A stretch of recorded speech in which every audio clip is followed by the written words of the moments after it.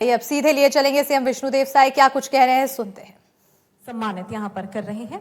आगे बढ़ते हैं। गरियाबंद डिस्ट्रिक्ट को अब हम मंच पर आमंत्रित करते हैं आपके नवाचार के लिए। Special jury award Chhattisgarh elephant tracking and alert app.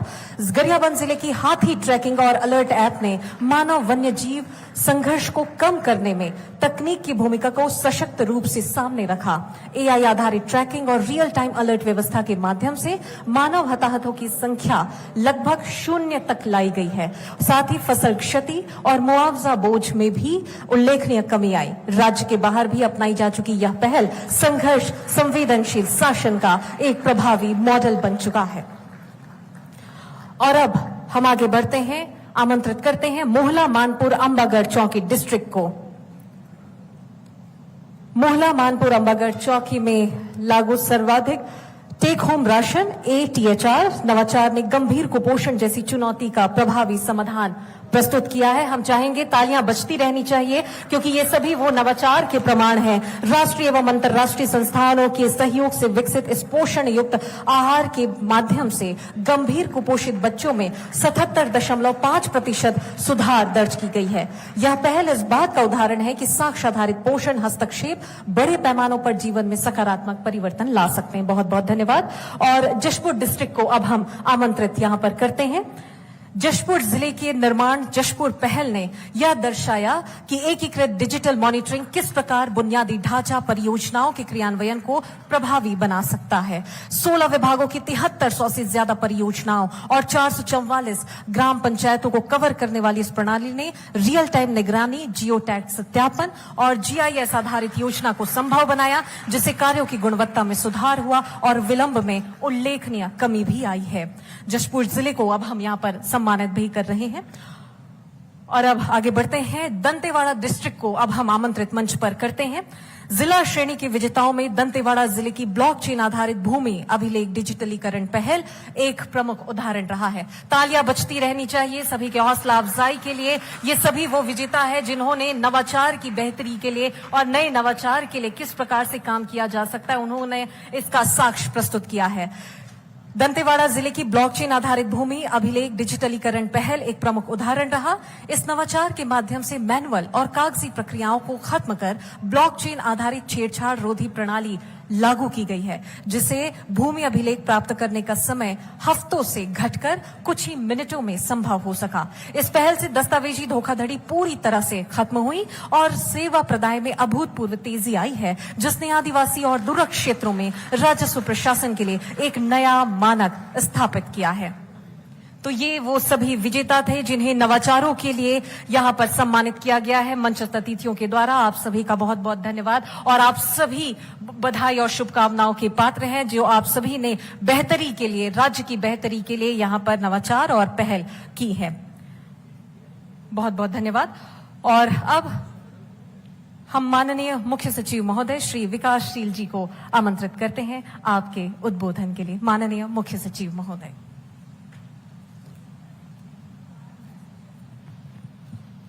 मुख्यमंत्री उत्कृष्टता पुरस्कार के समारोह के मुख्य अतिथि छत्तीसगढ़ के माननीय मुख्यमंत्री डॉक्टर विष्णुदेव साय जी, मंचासीन समस्त वरिष्ठ अधिकारीगण, कार्यक्रम में उपस्थित सम्मानित सेवानिवृत्त अधिकारीगण एंड ऑल कोलीग्स।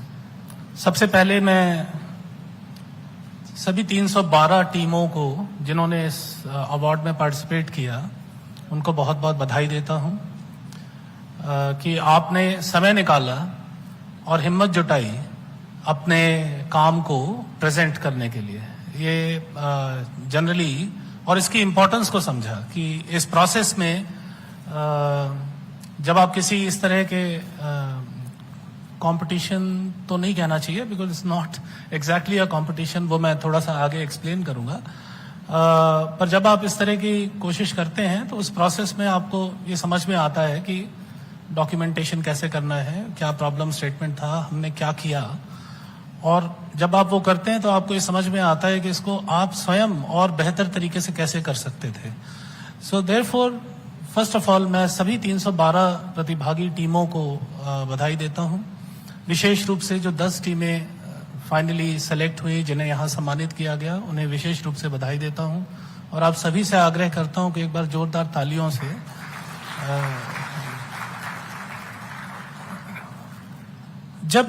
जब हम अवार्ड्स का इवैल्यूएशन कर रहे थे तो जैसा कि रजत ने बताया था 50% वेटेज इस बात पे था कि आउटकम और इम्पैक्ट कैसा है, 40% वेटेज स्केलेबिलिटी पे था। ये फैक्टर जो जिला स्तर के इनिशिएटिव थे उनके लिए ज्यादा एप्लीकेबल था कि जो किसी जिले में किया गया है उसको क्या पूरे राज्य में लागू करने का पोटेंशियल कितना है, और 10% हमने जानबूझकर थोड़ा क्रिएटिविटी को कम वेटेज रखा था। और पिंगवा जी आईएएस एसोसिएशन के अध्यक्ष श्रीमती निहारिका बारिक जी, एसीएस फॉरेस्ट श्रीमती ऋचा शर्मा जी, प्रमुख सचिव श्री सुबोध कुमार सिंह जी,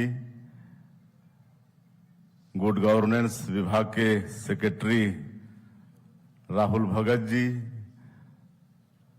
और सभी आईएएस गण, कुछ आईपीएस भी हैं और विशेषकर आज कुछ हमारे रिटायर आईएएस भी हैं।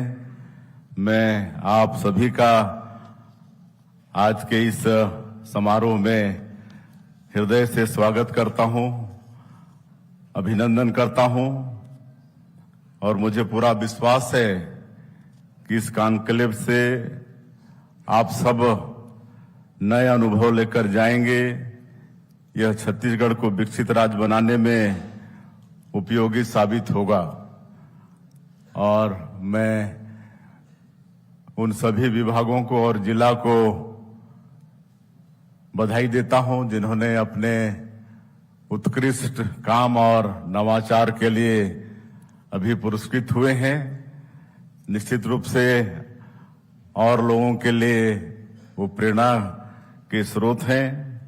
साथियों, मेरे लिए सुशासन केवल एक शब्द नहीं बल्कि हमारी हर नीति, हर योजना और हर निर्णय की आत्मा है। पंडित दीनदयाल उपाध्याय जी के एकात्म मानववाद, श्रद्धेय अटल जी की अंत्योदय की अवधारणा और यशस्वी प्रधानमंत्री श्री नरेंद्र मोदी जी के नेतृत्व से मैंने सुशासन को बहुत गहराई से समझा है। मोदी जी सुशासन के वैश्विक प्रतीक हैं। उनके मार्गदर्शन में हमने मिनिमम गवर्नमेंट और मैक्सिमम गवर्नेंस के मंत्र को व्यवहार में उतारा है और साकार किया है। मैं हमेशा कहता हूं कि गुड गवर्नेंस कागजों पर नहीं बल्कि जनता के जीवन में सकारात्मक बदलाव और अधिकारियों के कामकाज में दिखना चाहिए। जैसा कि आप सभी जानते हैं, हमने देश का पहला सुशासन एवं अभिसरण विभाग बनाया है जो सभी योजनाओं के समन्वय और प्रभावी क्रियान्वयन का केंद्र है। पिछले 2 वर्षों में हमने 400 से अधिक नीतिगत सुधार किए, पुराने अनुपयोगी नियम कानून समाप्त किए और कई में बदलाव किए हैं। इन सुधारों से प्रदेशवासियों का जीवन सरल हुआ है और प्रशासन अधिक कुशल बना है। मुख्यमंत्री उत्कृष्टता पुरस्कार में आज 5 जिलों और 5 विभागों के नवाचारी प्रयासों को सम्मानित किया गया है। इससे अच्छे काम करने वाले अधिकारी प्रोत्साहित भी होंगे। आगामी वर्ष से 8 अलग अलग क्षेत्रों में यह पुरस्कार प्रदान किया जाएगा। इनमें ई गवर्नेंस, सेवा वितरण, ग्रामीण व शहरी विकास जैसे क्षेत्र में हम पुरस्कार देंगे। व्यापक सहभागिता से यह स्पष्ट है कि छत्तीसगढ़ में नवाचार और सुशासन की मजबूत संस्कृति विकसित हो रही है। शासन में नवाचार को बढ़ावा देने हेतु पहल और प्रेरणा योजनाएं प्रारंभ की जा रही हैं। पहल से नए विचारों को सहयोग मिलेगा और प्रेरणा से सफल योजनाओं का विस्तार होगा। शीघ्र ही मुख्यमंत्री हेल्पलाइन भी शुरू की जाएगी जिससे शिकायत निवारण और जन भागीदारी और मजबूत होगी। सेवाओं की उपलब्धता बेहतर बनाने के लिए प्रक्रियाओं का सरलीकरण और लोक सेवा गारंटी अधिनियम को LSG 2.0 के रूप में विकसित भी किया जा रहा है। बदलते दौर के साथ लगातार तकनीक जीवन शैली का हिस्सा बन रहा है। ऐसे में डिजिटल संसाधनों की शक्ति को पहचानते हुए हमने तकनीक को सुशासन का प्रमुख हथियार बनाया है। सभी नागरिक सेवाएं ऑनलाइन उपलब्ध कराना हमारी सर्वोच्च प्राथमिकता है। ई ऑफिस ने सरकारी कामकाज में गति लाने के साथ ही पारदर्शिता भी सुनिश्चित की है। अब फाइलें हफ्तों महीनों नहीं, एक क्लिक पर आगे बढ़ती हैं। ये ऑफिस की बदौलत सरकारी कर्मचारी अधिकारियों की जवाबदेही तय हो रही है। इससे भ्रष्टाचार की गुंजाइश भी कम हुई है। ये ऑफिस मंत्रालय में शुरू किया गया था, जो अब विभागाध्यक्ष कार्यालयों में भी आरंभ हो गया है। आगामी कुछ महीनों में इसे सभी संभागों और जिलों में भी शुरू किया जाएगा। जरा सोचिए, डिजिटल पहल ये ऑफिस एक साथ कितने लाभकारी परिणाम को लेकर आई है। यहाँ मुख्य सचिव बैठे हैं। 3 दिन पहले ही उन्होंने ये ऑफिस में बेहतर काम करने वाले अधिकारियों और कर्मचारियों को सम्मानित किया है। निश्चित ही इससे अच्छा काम करने वाले लोग प्रोत्साहित होंगे। इस प्रयास के लिए मैं आप सभी को बधाई भी देता हूं। हम सरकारी ऑफिसों के वर्क कल्चर में बदलाव ला रहे हैं। बायोमेट्रिक उपस्थिति अनिवार्य की जा रही है। इसे धीरे धीरे सभी कार्यालयों में भविष्य में लागू किया जाएगा। प्रधानमंत्री श्री नरेंद्र मोदी जी के नेतृत्व में हमारा देश विश्व की सबसे बड़ी अर्थव्यवस्था बना है, तो इसके पीछे सुशासन सबसे अहम है। हमारा देश डिजिटल पेमेंट के मामले में पहले पायदान पर है। यह गुड गवर्नेंस से ही संभव हुआ है। मैं यहाँ उपस्थित आप सभी से आह्वान करता हूं कि आप सुशासन पर केंद्रित अधिक से अधिक नवाचार करें। लोक प्रशासन में उत्कृष्टता के लिए प्रधानमंत्री जी द्वारा हर साल पुरस्कार भी दिया जाता है। यह पुरस्कार सिर्फ आपको नहीं बल्कि पूरे राज्य को गौरवान्वित करता है। वो आपका व्यक्तिगत नहीं बल्कि उससे राज्य का भी सम्मान बढ़ता है। यहाँ मैं सिविल सेवा दिवस के अवसर पर माननीय प्रधानमंत्री जी द्वारा कही गई एक बात का अवश्य उल्लेख करूंगा। वह कहते हैं कि सरकार की छवि को सकारात्मक बनाने में सुशासन की अहम भूमिका होती है। सुशासन तभी आएगा जब आपकी नीति और नियत दोनों अच्छी होगी। कोयला और दूसरे खनिज के परिवहन से जुड़ी परमिट व्यवस्था को मैनुअल कर दिया गया था पिछले दिनों। यह क्यों किया गया था, यह किसी से छिपा भी नहीं है। हमने खनिज के परिवहन से जुड़ी परमिट व्यवस्था को ऑनलाइन किया। इससे सरकारी पैसे में सेंधमारी नहीं होगी। जो पैसा विकास कार्यों में खर्च होना चाहिए उसे भ्रष्टाचार की भेंट नहीं चढ़ने दिया जाएगा। हमारी डबल इंजन की सरकार ने शासकीय खरीदी की प्रक्रिया को जेम पोर्टल पर लेकर आई है। इससे खरीदी में पारदर्शिता और प्रतिस्पर्धा बढ़ी है और भ्रष्टाचार पर रोक भी लगी है। लेकिन अब भी 1-2 शिकायतें बीच में आती हैं। मैं अधिकारियों से आग्रह करूंगा कि ऐसी गड़बड़ी भविष्य में और न हो, इस पर आप सब लोग निगरानी रखें। खरीदी प्रक्रिया समय रहते शुरू की जाए, जिससे शासकीय कार्यक्रमों में रुकावट न आए। इसका भी ख्याल हमारे अधिकारी करेंगे, ऐसा मेरा आग्रह है। खरीदी प्रक्रिया में गड़बड़ी करने वालों पर सख्त से सख्त कार्रवाई भी करें। इसी तरह हमने रजिस्ट्री विभाग में 10 क्रांतिकारी पहल की है, जिसके माध्यम से आम नागरिकों के लिए रजिस्ट्री प्रक्रिया काफी आसान कर दी गई है। अब लोग घर बैठे ही रजिस्ट्री कर रहे हैं। हमारी सरकार नई औद्योगिक नीति लेकर आई है। इससे पिछले साल भर में ही 7.83 लाख करोड़ रुपए से अधिक के निवेश प्रस्ताव प्राप्त हुए हैं। इसके पीछे बड़ी वजह नई औद्योगिक नीति का इंडस्ट्री फ्रेंडली होना है। आप सभी की जवाबदारी है कि निवेशकों को सिंगल विंडो सिस्टम 2.0 के जरिए अप्रूवल और क्लियरेंस तेजी से मिले। गुड गवर्नेंस का उद्देश्य है कि समाज के अंतिम व्यक्ति को बुनियादी सेवाओं के लिए भटकना न पड़े। पंचायतों में शुरू किए गए अटल डिजिटल सेवा केंद्रों से ग्रामीणों को आधार, पेंशन, बैंकिंग और बिल भुगतान जैसी सुविधाएं एक ही स्थान पर मिल रही हैं। हमारी सरकार ने तकनीकी नवाचार के माध्यम से नागरिकों तक सुशासन की प्रभावी पहुंच सुनिश्चित करने के लिए अनेक पहल की है। इसी क्रम में आज ई प्रगति पोर्टल का शुभारंभ भी किया जा रहा है, जिसका उद्देश्य राज्य की बृहद परियोजनाओं एवं योजनाओं के क्रियान्वयन को अधिक प्रभावी, पारदर्शी और समयबद्ध बनाना है। इस पोर्टल से योजनाओं की प्रगति का डाटा रियल टाइम में उपलब्ध हो सकेगा।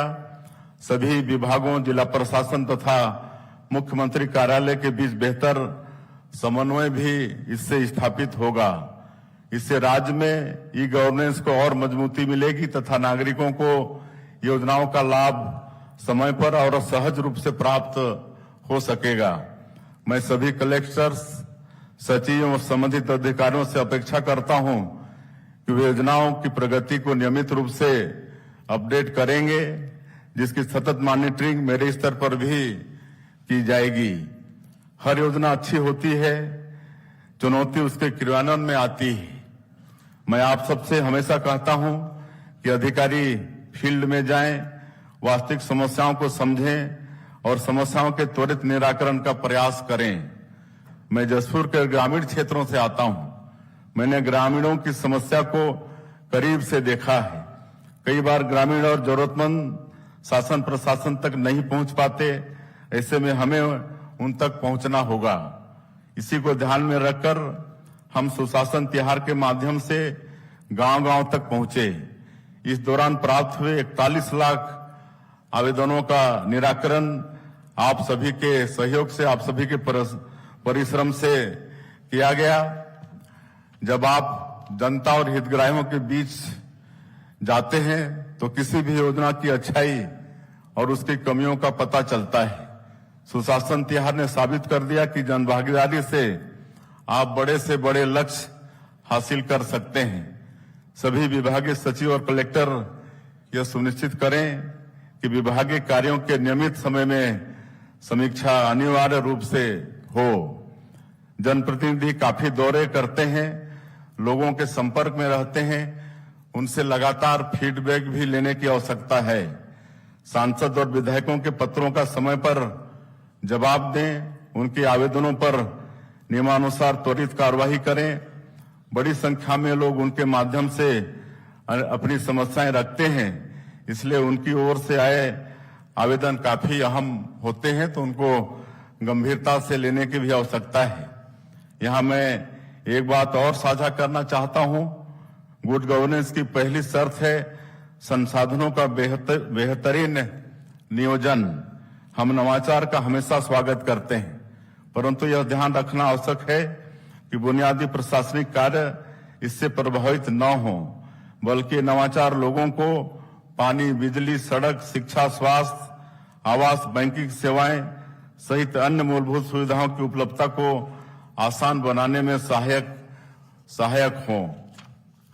हमें दूसरे राज्यों में हो रहे नवाचारों का भी अवलोकन करते रहना चाहिए। जो नवाचार जमीनी स्तर पर सफल रहे हैं, उन्हें अपने राज्य में भी अपनाने की आवश्यकता है।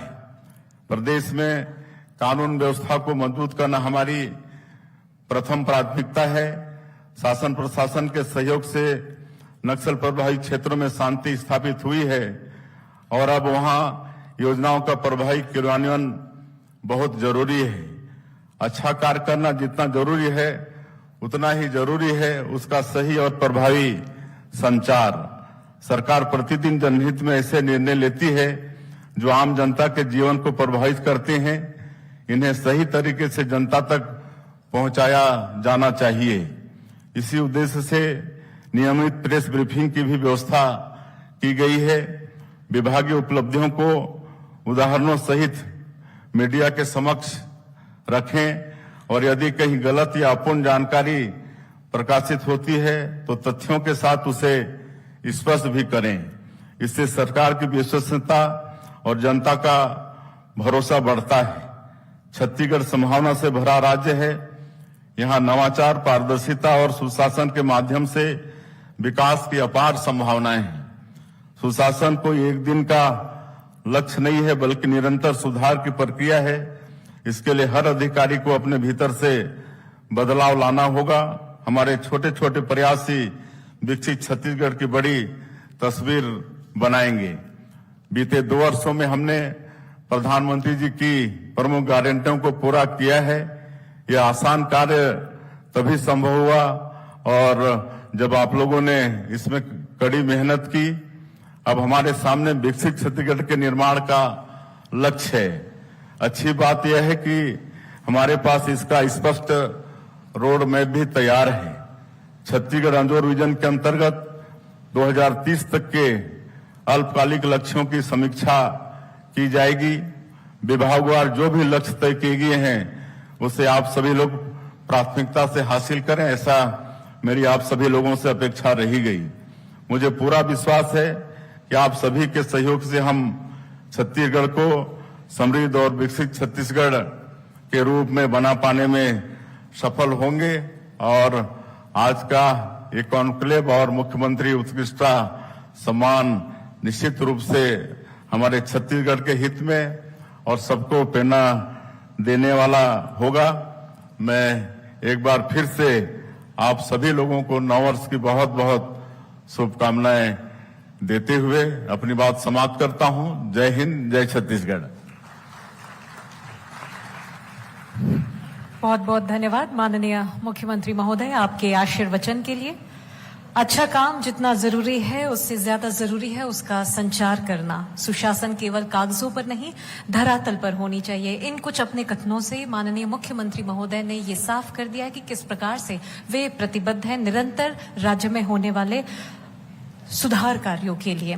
और साथ ही साथ में खुद माननीय मुख्यमंत्री महोदय ने ये स्पष्ट कर दिया है कि आज जिस प्रकार से यह अवार्ड, ये तमाम जो पुरस्कार है वो 2 श्रेणियों में दिए गए हैं, जिला श्रेणी और विभागीय श्रेणी।